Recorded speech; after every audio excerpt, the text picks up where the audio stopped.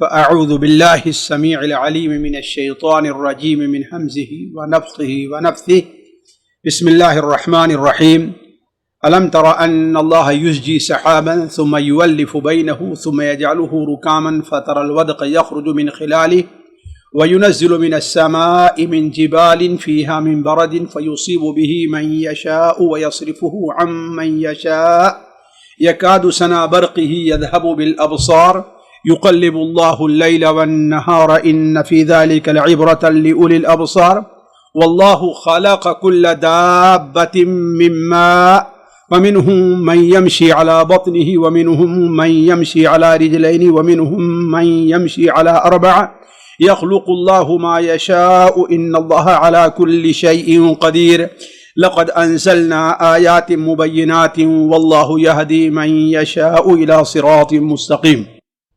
پیارے بھائیوں اور عزیز بہنوں، السلام علیکم ورحمۃ اللہ وبرکاتہ۔ سورہ نور کی مبارک آیات کا جو یہ سلسلہ چل رہا ہے، جیسا کہ اس سورت کی ابتدا میں زنا اور فواحش، اس کا حکم، اس کے روک تھام کے کیا اسباب ہو سکتے ہیں، اس سلسلے میں گفتگو چل رہی تھی۔ پھر مائی عائشہ رضی اللہ تعالی عنہا پر الزام لگانے اور اس کی ایک مکمل تردید کی گئی۔ پھر اللہ تبارک و تعالی نے اپنے نور کا ذکر فرمایا، وہ نور جو عائشہ جیسی لوگوں اور ایسے مومنوں کو میسر ہے، اور اس نور سے بہت سے ایسے لوگ ہیں جو اللہ تعالیٰ نے انہیں محروم کر دیا ہے۔ ان کی دو قسمیں بتائی تھی۔ پھر اس کے بعد جیسا کہ کل ایک دو آیتیں ہوئی تھیں، اللہ تبارک و تعالیٰ نے اپنی قدرت کا ذکر کیا ہے اور لوگوں کو متنبہ کیا ہے کہ اس کائنات کے اندر جو آیتیں ہیں، جو نشانیاں اللہ تعالیٰ کی ہیں، اگر کوئی شخص اس پر غور کر لے تو وہ ایمان لے آئے گا اور اللہ تبارک و تعالیٰ کی توحید کا اقرار کرے گا۔ یہ بات میں آپ کو واضح کر دوں کہ قرآن مجید کے نزول کا جو اصل مقصد ہے وہ اللہ تبارک و تعالیٰ کی توحید اور خصوصاً توحید الوہیت کا قیام ہے۔ یہ اصل مقصد ہے۔ اس کے ساتھ ساتھ اس اصل مقصد کے تائید کرنے والی اور بھی بہت سی چیزیں ہیں، لیکن ایک اہم اور سب سے بنیادی مقصد جسے کہا جا سکتا ہے وہ کیا ہے؟ اللہ تبارک و تعالیٰ کی توحید، یعنی خصوصاً توحید الوہیت ہے۔ اس لیے آپ دیکھیں کہ قرآن مجید میں جتنا زور توحید کے اوپر دیا گیا ہے، کسی اور مسئلے پر نہیں دیا گیا ہے۔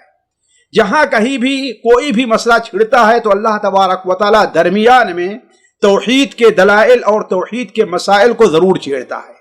پھر یہاں اسی لیے یہاں جب نور سے متعلق کافروں اور کافروں کی دونوں قسموں کا ذکر فرمایا تو اللہ تبارک و تعالی نے کافروں کی ایک اور قسم ہوتی ہے، یا لوگوں کی ایک اور قسم ہوتی ہے۔ کچھ لوگ مومن ہوتے ہیں، کچھ لوگ کافر ہوتے ہیں، اور کچھ لوگ درمیان میں رہتے ہیں۔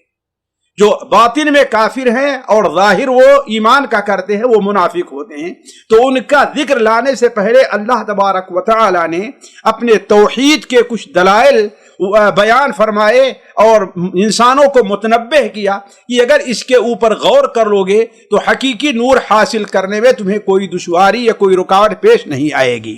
پہلی دلیل اللہ تبارک و تعالی نے جو دی تھی وہ یہ ہے کہ الم تر ان اللہ یسبح له من فی السماوات والارض، یعنی آسمان اور زمین کی جو ساری چیزیں ہیں، آسمان میں جو فرشتے ہیں جو لوگ رہتے ہیں، زمین میں جو چیزیں ہیں جو لوگ رہتے ہیں، وہ سارے کے سارے اللہ تبارک و تعالی کی حمد اور ثنا اور اسی کی تسبیح بیان کرتے ہیں۔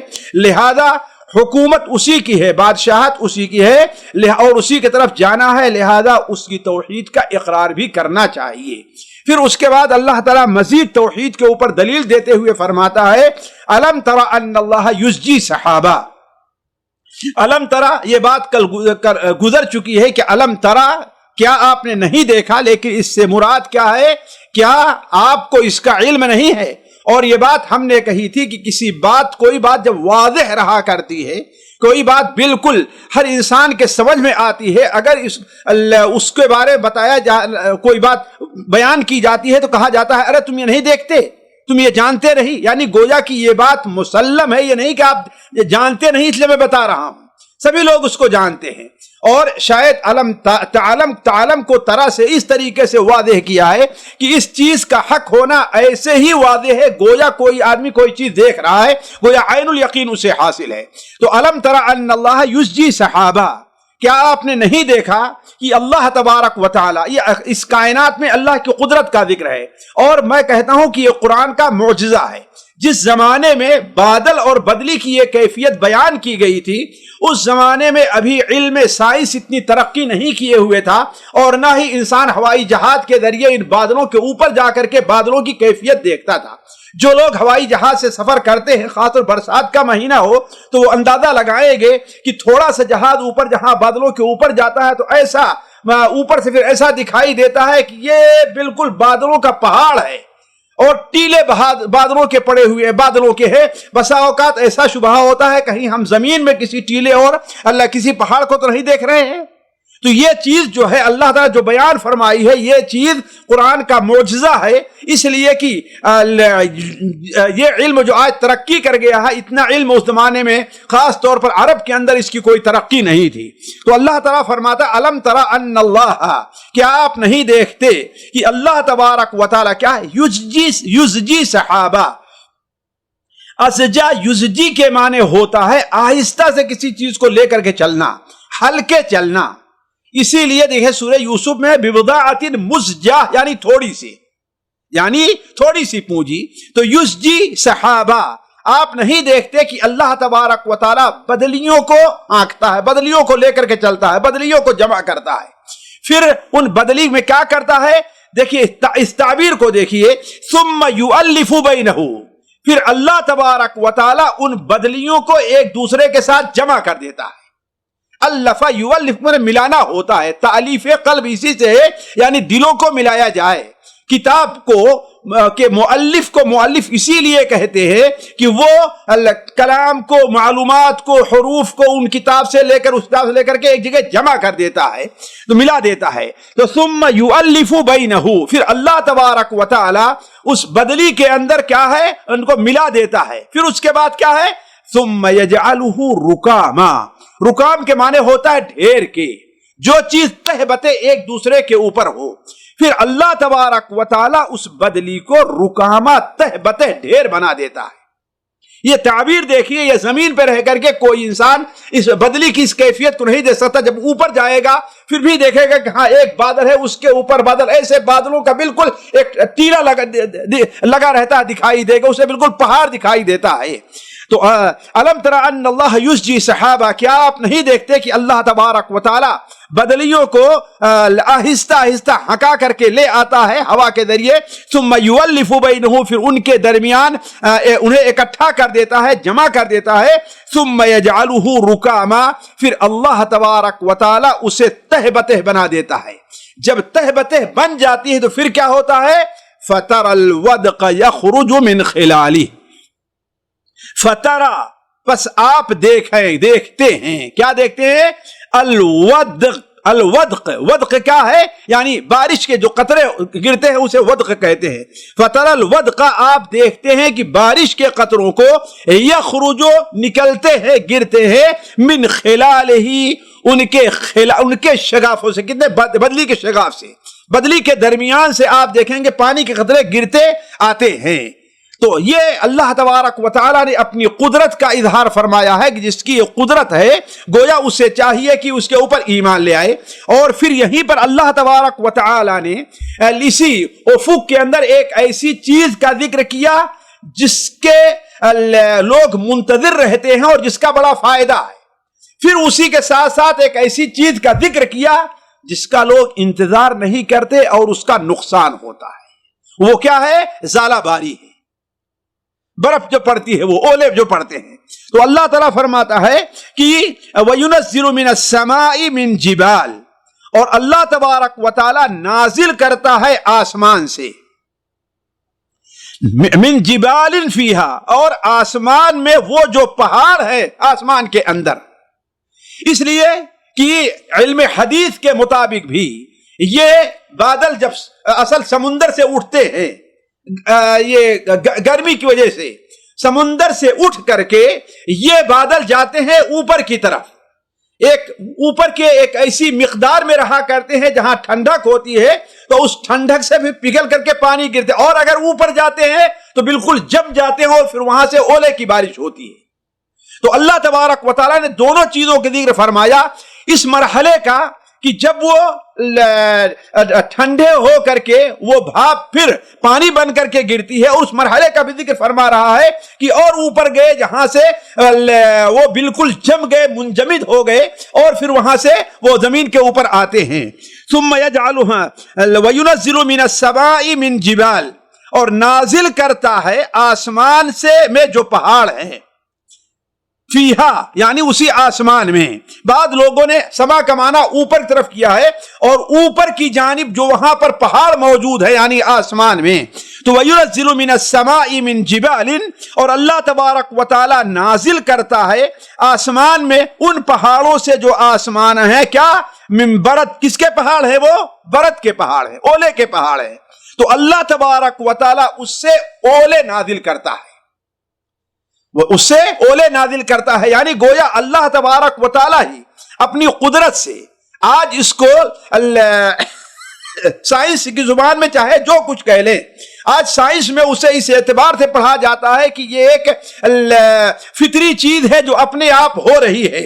حالانکہ اگر یہ فطری چیز ہوتی، اپنے آپ ہوتی، تو ہم یہ دیکھتے ہیں کسی سال دھوپ ویسے ہی ہوتی ہے لیکن بارش کم ہو رہی ہے، بادل بھی ویسے اٹھ رہے ہیں لیکن بارش کم ہو رہی ہے، اور کسی سال ہم یہ دیکھتے ہیں کہ دھوپ ویسی ہی اور بادل اس سے بارش اس سے زیادہ ہو رہی ہے۔ تو اصل یہ ساری چیز کے پیچھے قدرت کا ہاتھ ہے جو یہ بارش کو نازل کر رہا ہے، کبھی گھٹاتا ہے اور کبھی بڑھاتا ہے، کبھی اسی بادل سے اللہ تبارک و تعالیٰ پانی نازل کرتا ہے، اور کبھی اسی بادل سے انسانوں کو عذاب دینے کے لیے، متربع کرنے کے لیے اللہ تبارک و تعالیٰ اولے باری کرتا ہے۔ تو اللہ تبارک و تعالیٰ فرما رہا ہے وَيُنَزِّلُ مِنَ السَّمَاءِ مِن جِبَالٍ، اور نازل کرتا ہے اللہ تبارک و تعالیٰ آسمان میں من جبالن، جو پہاڑ ہیں اس میں، جو اس میں پہاڑ ہیں، کیا نازل کرتا ہے؟ من بردن، اولے نازل کرتا ہے۔ یعنی یہ ساری قدرت کس کی؟ اللہ تبارک و تعالیٰ کی ہے۔ فَيُصِيبُ بِهِ مَن يَشَاءُ وَيَصْرِفُهُ عَن مَّن يَشَاءُ، فَيُصِيبُ بِهِ، پھر اصاب یصیبو کے معنی ہوتا ہے پہنچانا، اسے دینا، ان کے اوپر نازل کرنا، اس تک جو ہے اس شخص تک، اس جگہ تک اس چیز کا پہنچنا۔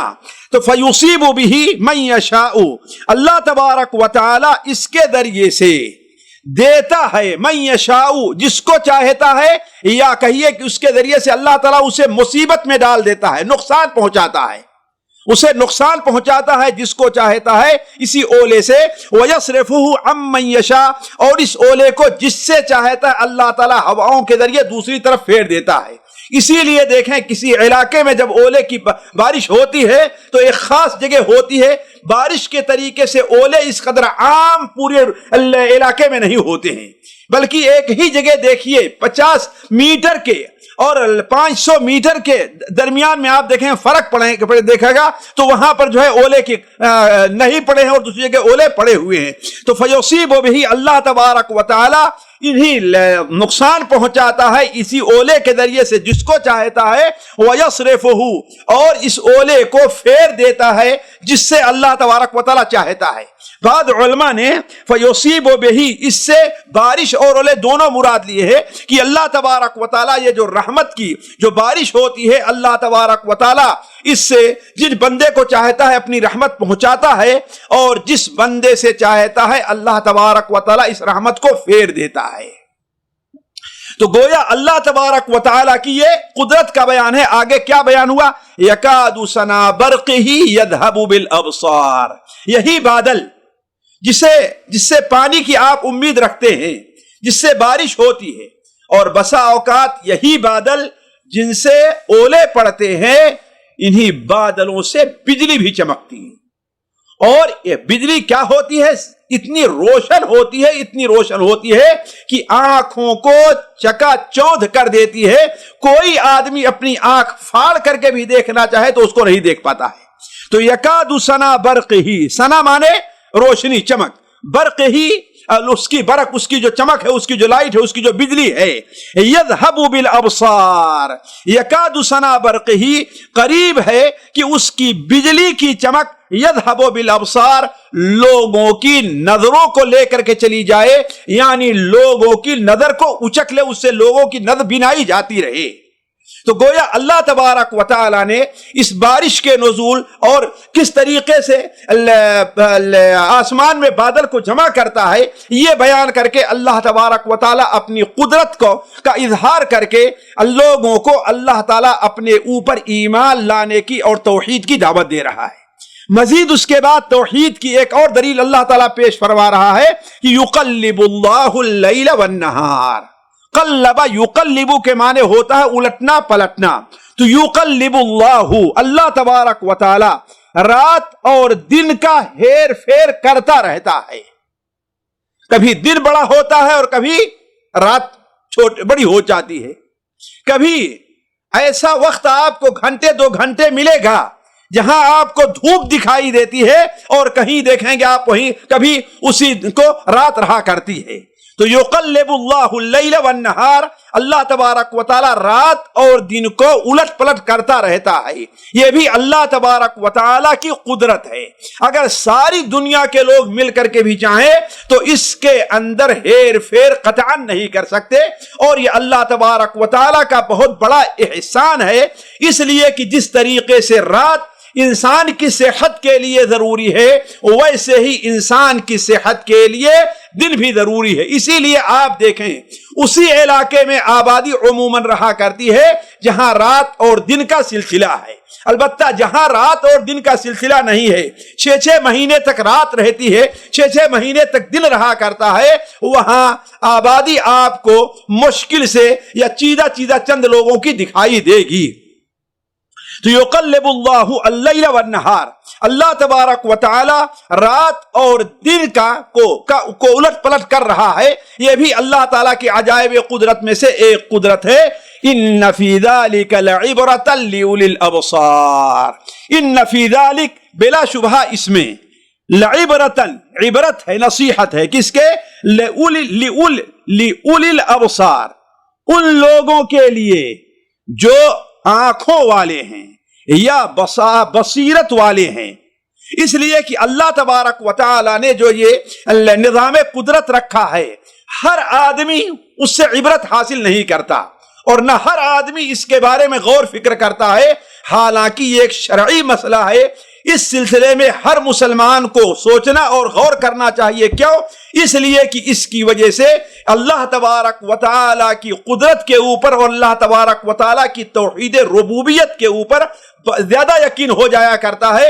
اسی لیے اللہ تعالیٰ نے عقل مندوں کی صفت بیان فرمائی ہے، ان فی خلق السماوات والارض واختلاف اللیل والنہار لآیات لأولی الباب، عقل مندوں کے لیے اس میں نشانی ہے.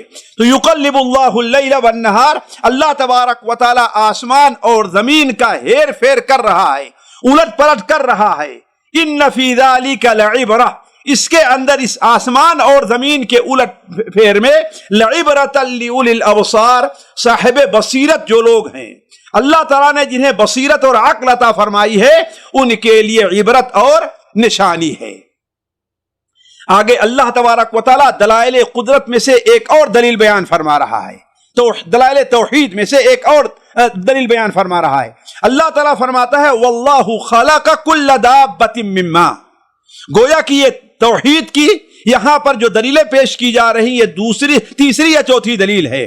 تو واللہ خلق کل دابۃ من ماء، اور اللہ تبارک و تعالی ہی ہے خلق، جس نے پیدا کیا ہے، کل دابۃ، ہر دابہ کو، دابہ یا دبو، دبہ دبو کہا چلنا، یعنی ہر وہ جانور جو چل رہا ہے، ذی روح جسے کہا کرتے ہیں. جیسا کہ سورہ انبیاء میں اللہ تعالیٰ ارشاد فرماتا ہے کہ وَجَعَلْنَا مِنَ الْمَاءِ كُلَّ شَيْءٍ حَيٍّ، اللہ فرماتا ہے کہ آسمان پانی ہی سے ہم نے ہر زندہ چیز کو اللہ نے پیدا کیا ہے، یا پانی ہی ہر زندہ چیز کے لیے باعث حیات ہے۔ تو واللہ خلق کل دابۃ من ماء، اللہ تبارک و تعالی نے پانی سے ہر چیز کو پیدا کیا۔ یہ پیدا کرنے کا دو معنی ہو سکتا ہے، ایک تو یہ کہ اصل جو پیدائش ہے ہر جاندار کی وہ کیا ہے؟ پانی سے ہے، اور اس کا مشاہدہ ہر انسان کرتا ہے، ہر انسان کرتا ہے۔ اسی لیے کہ دیکھیے جانور دو قسم کے ہیں، کچھ جانور تو وہ ہیں جو نر اور مادہ کے اتصال سے پیدا ہوتے ہیں، ان کے لیے بھی پانی کی ضرورت ہے، اور کچھ جانور وہ ہیں جو اصل میں جراثیم رہا کرتے ہیں، جیسے کھانے پینے کی چیزیں رہتی ہیں، ان میں تو اب یہ ظاہر نہیں ہے کہ ہاں بھائی نر مادہ کا اتصال ہے، لیکن وہاں بھی وہ جانور پیدا ہو جاتے ہیں۔ ضروری ہے کہ وہاں بھی پانی کا اثر پایا جائے، اگر بالکل خشک ہے تو اس میں نہیں رہیں گے۔ تو کہنے کا مطلب یہ ہے کہ پانی کا دونوں معنی ہے، ایک معنی تو ہے کہ اللہ تعالیٰ نے پانی ہی سے پیدا کیا، اصل پانی ہی سے ہے، اور دوسرا معنی یہ ہو سکتا ہے کہ یہ پانی جس کا ذکر اللہ تعالیٰ نے اس سے پہلے والی آیت میں فرمایا ہے، أَلَمْ تَرَ أَنَّ يُزْجِي سَحَابًا، یہی پانی ہر جاندار کے لیے باعث حیات ہے۔ اگر پانی نہ ہو تو انسان زندہ نہ رہ پائے، پانی نہ ہو تو کوئی جانور جو یہ جان والی یہ چیزیں ہیں یہ زندہ نہ رہ پائے، جیسا کہ یہ چیز مشاہدے میں ہے۔ تو واللہ خلق کل دابۃ من ماء، اور اللہ تبارک و تعالی نے ہر دابہ، ہر جانور کو، ہر ذی روح کو کس سے پیدا کیا ہے؟ پانی سے۔ پھر اس کے بعد اسی میں اللہ تبارک و تعالی اپنی ایک اور قدرت کا ذکر فرما رہا ہے۔ یہ جو جانور اللہ تعالی نے پانی سے پیدا فرمائے ہیں، فَمِنْهُمْ مَنْ يَمْشِي عَلَى بَطْنِهِ، ان میں سے کچھ جاندار ایسے ہیں جو اپنے پیٹ پر چلتے ہیں، جیسا کہ ہم اس کا مشاہدہ کرتے ہیں۔ یہ سانپ ہے، یہ چھپکلی وغیرہ ہے، اور کتنے ایسے جانور، ہزاروں لاکھوں جانور ہیں، آپ دیکھیں گے کہ جو زمین کے اوپر ایسے روت کر چلتے ہیں۔ فَمِنْهُمْ مَنْ يَمْشِي عَلَى بَطْنِهِ، ان میں سے کچھ ہیں جو اپنے پیٹ پر چلتے ہیں۔ وَمِنْهُمْ مَنْ يَمْشِي عَلَى رِجْلَيْنِ، کچھ ایسے ہیں جو اپنے دو پیر پر چلتے ہیں۔ وہ جانور جسے اللہ نے پانی سے پیدا کیا ہے، جیسے انسان ہے، مرغی ہے، اس قسم کی جو چیزیں ہیں ہم دیکھتے ہیں۔ وَمِنْهُمْ مَنْ يَمْشِي عَلَى أَرْبَعَةٍ، اور کچھ ایسے جاندار ہیں جو چار پیر پر چلتے ہیں، جس کا مشاہدہ ہم اور آپ کر رہے ہیں۔ اللہ تبارک و تعالی نے انہی تین کا ذکر کیا ہے، انہی تین کا ذکر کیا ہے، حالانکہ اور ایسے بھی جانور ہیں جن کے پیر بہت زیادہ ہیں۔ کنگخرو جو ہے ہمارے خاص 5 پیر اس کے ہوا کرتے ہیں، اس کے 5 پیر ہوتے ہیں، اور کتنے ایسے زمین ہی چلنے والے جانور ہیں جس کے کہتے ہیں 1000 پیر، اس کو 1000 پیر ہوا کرتے ہیں، اور بہت سے جانور ہیں۔ تو اللہ تبارک و تعالی نے جو جانور پیدا کیے خشکی اور تری میں، یخلق اللہ ما یشاء، جیسا اللہ تبارک و تعالی چاہتا ہے، جو چاہتا ہے وہ پیدا کرتا ہے، اس میں کسی کا کوئی دخل نہیں ہے۔ جب کسی کا کوئی دخل نہیں ہے، لہذا اس کی عبادت میں بھی کسی کو کوئی دخل نہیں ہونا چاہیے۔ یہاں پر اللہ تعالیٰ نے 3 قسم کے جانوروں کا ذکر کیا، اس میں بعض علماء نے لکھا کہ ایک عجیب اعجازی کیفیت ہے۔ پہلے اللہ تعالیٰ نے بیان فرمایا کہ منہم من یمشی علی بطنہ، اور یہ سب سے عجیب چیز ہے، سب سے عجیب چیز ہے کہ اپنے پیٹ پر، اور یہ جو جانور چلتے ہیں ان کی سب سے پہلی چیز بھی ہے، سب سے پہلی چیز انسان کا بچہ ہے، پہلے اپنے پیٹ ہی کے بل گھسیٹ کر کے چلتا ہے۔ فَمِنْهُمْ مَنْ يَمْشِي عَلَى بَطْنِهِ وَمِنْهُمْ مَنْ يَمْشِي عَلَى رِجْلَيْنِ، اس سے قابل تعجب ہے کہ انسان 2 پیر پر چل رہا ہے، 2 ہے جن کو ملی ہے کہ کس قدر انسان تیزی کے ساتھ کتنا بوجھ اٹھا کر اسی 2 پیر کے اوپر چل رہا ہے، اور اس سے ہلکے درجے کی تعجب بات کیا ہے، وہ 4 پیر والے ہیں۔ تو اللہ تعالیٰ نے جس میں جتنا عجب اور جس میں جتنا تعجب پایا جا رہا ہے، عجیب یعنی جسے کہیں عجائب کا معاملہ پایا جا رہا ہے، اسے مقدم رکھا ہے اللہ تبارک و تعالیٰ نے. تو فَمِنْهُمْ مَنْ يَمْشِي عَلَى بَطْنِهِ وَمِنْهُمْ مَنْ يَمْشِي عَلَى أَرْبَعٍ يَخْلُقُ اللَّهُ مَا يَشَاءُ. اللہ تبارک و تعالیٰ جو چاہتا ہے پیدا کرتا ہے. صرف یہی 4 پیر تک محدود نہیں ہے، بلکہ اس سے بھی زیادہ اللہ تعالیٰ نے بہت سے جانوروں کو پیدا فرمایا ہے. ان اللہ علی کل شیء قدیر. بلا شبہ اللہ تبارک و تعالی ہر چیز پر قادر ہے. اللہ تعالی صرف 2 پیر والے جانور نہیں، صرف 4 پیر والے جانور نہیں، بلکہ اس سے زیادہ پیر والے جانوروں کے پیدا کرنے پر اللہ تبارک و تعالی قادر ہے. یہ تمام چیزیں اس کی قدرت کے مظہر ہیں. اس کے بعد اللہ تبارک و تعالی لوگوں کو متنبہ کر رہا ہے، خاص طور پر وہ لوگ جو بظاہر تو ایمان کا دعویٰ کرتے ہیں لیکن ایمان ان کے اندر نہیں پایا جاتا. اللہ تعالیٰ نے لقد انزلنا آیات مبینات، یہ مفہوم کی آیت بلکہ اس سے ملتی جلتی ابھی تھوڑی دیر پہلے گزر چکی ہے، 2-3 درس پہلے. لقد یقیناً انزلنا ہم نے نازل کیا ہے، آیات مبینات، ایسی آیات کو جو مبین ہیں، جو بالکل واضح ہیں، وضاحت کرنے والی ہیں، جن کے اندر کوئی خفا نہیں ہے. اگر انسان غور کرنا چاہے تو واللہ یہدی من یشاء الی صراط مستقیم، اور اللہ تبارک و تعالی جس کو چاہتا ہے صراط مستقیم طرف ہدایت دیتا ہے. یعنی آیتیں تو واضح ہیں لیکن اصل ہدایت کا ملنا یہ اللہ تبارک و تعالیٰ کی توفیق سے ہے. اسی لیے ایک مومن کو ہمیشہ اللہ تبارک و تعالیٰ سے سیدھے راستے پر چلنے کی دعا کرنی چاہیے. اور یہی سر ہے شاید کہ ہر نماز کے ہر رکعت میں ہمیں اور آپ کے لیے کہا گیا کہ اہدنا الصراط المستقیم.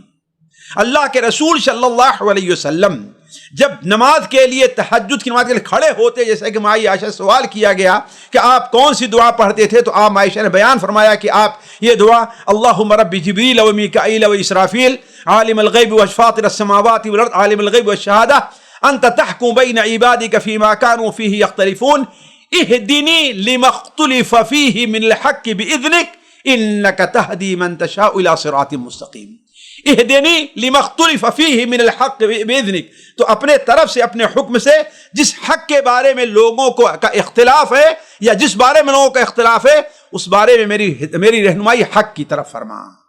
اس لیے کہ تو جس کو چاہتا ہے ہدایت حق کی طرف ہدایت دیتا. انک تہدی من تشاء الی صراط واللہ یہدی من یشاء الی صراط مستقیم.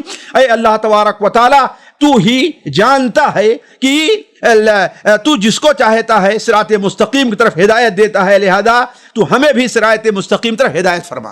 اب توحید کے ان دلائل کے بعد 3-4 جو دلائل ذکر کیے گئے، اس کے بعد اللہ تبارک و تعالی لوگوں کی ایک اور قسم کا ذکر کر رہا ہے جن کے بارے میں بظاہر تو معلوم ہوتا ہے کہ وہ اللہ تبارک و تعالی کے نور سے مستنیر ہیں، وہ روشنی حاصل کرتے ہیں، لیکن حقیقت یہ ہے کہ وہ اللہ تعالیٰ کے نور سے روشنی حاصل نہیں کرتے.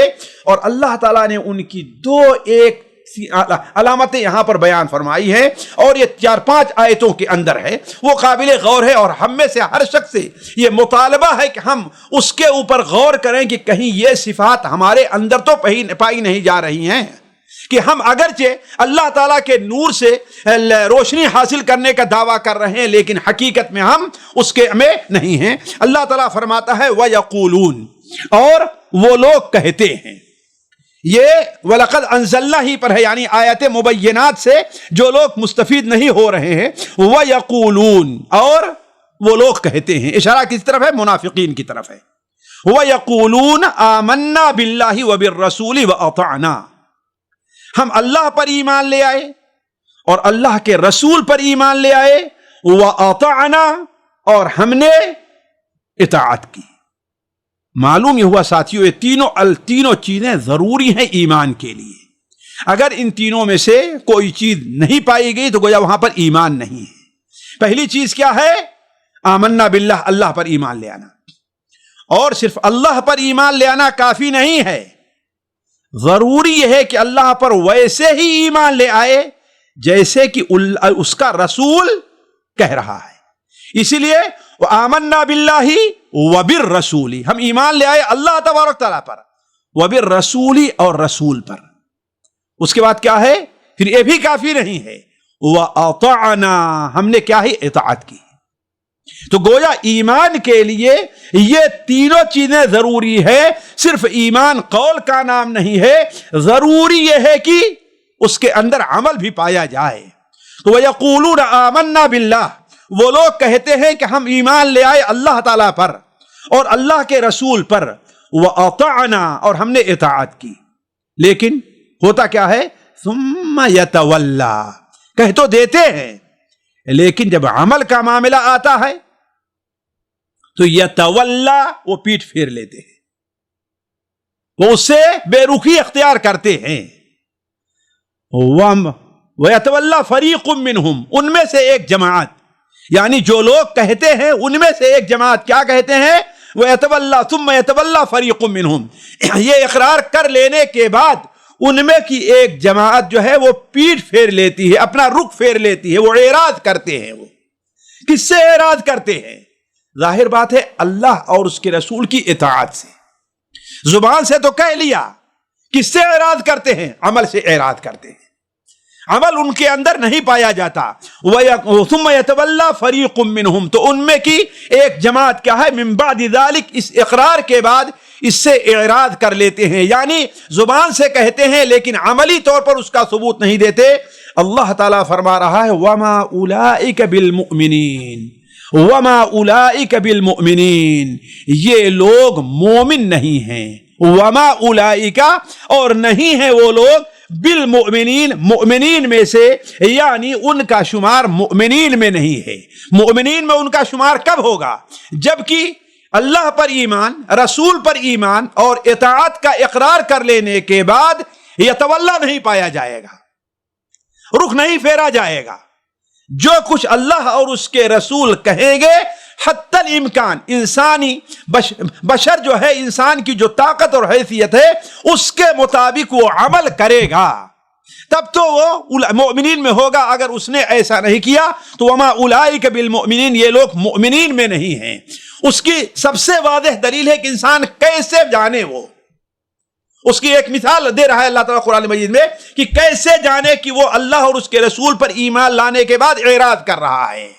اس کی ایک مثال اللہ تعالیٰ دے رہا ہے کہ وَإِذَا دُعُوا إِلَى اللَّهِ وَرَسُولِهِ، اور جب دعو، بلائے گئے، پکارے گئے، آواز دی گئی، وَإِذَا دُعُوا، اور جب بلائے گئے، إِلَى اللَّهِ، اللہ کی طرف، وَرَسُولِهِ، اور اس کے رسول کی طرف، کتاب اللہ اور سنت رسول کی طرف، اللہ اور اس کے احکام کی طرف، اللہ اور اس کے رسول کے فیصلے کی طرف۔ وَإِذَا دُعُوا إِلَى اللَّهِ وَرَسُولِهِ، کیوں بلائے گئے؟ لِيَحْكُمَ بَيْنَهُمْ، تاکہ ان کے درمیان فیصلہ کر دیا جائے۔ یہ ان لوگوں کی مثال ہے جن کے بارے میں اللہ تعالیٰ فرماتا ہے وَمَا أُولَئِكَ بِالْمُؤْمِنِينَ، یہ لوگ مومن نہیں ہیں۔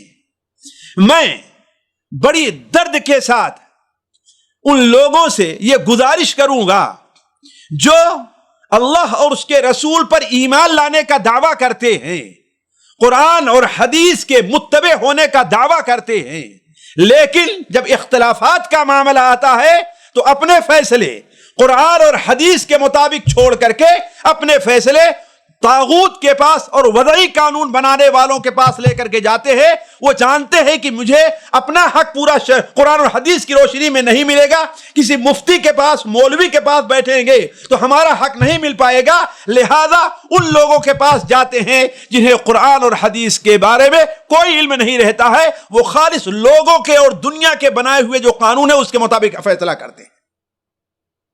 ذرا غور کریں اس آیت، وَإِذَا دُعُوا إِلَى اللَّهِ وَرَسُولِهِ لِيَحْكُمَ بَيْنَهُمْ، اور جب انہیں بلایا جاتا ہے کہ آؤ اللہ اور اس کے رسول کی طرف، کیوں؟ لِيَحْكُمَ بَيْنَهُمْ، تاکہ ان کے درمیان فیصلہ کیا جائے۔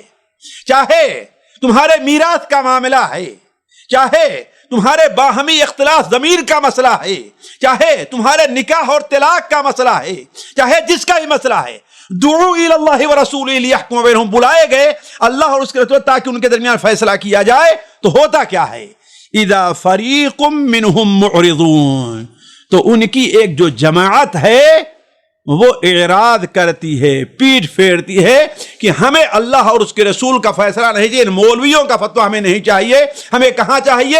وہ جو قاضی جج بیٹھا ہوا ہے جسے استنجا کرنے کا مسئلہ بھی نہیں معلوم ہے، اس کے فیصلے کے اوپر راضی ہونے کے لیے جاتے ہیں۔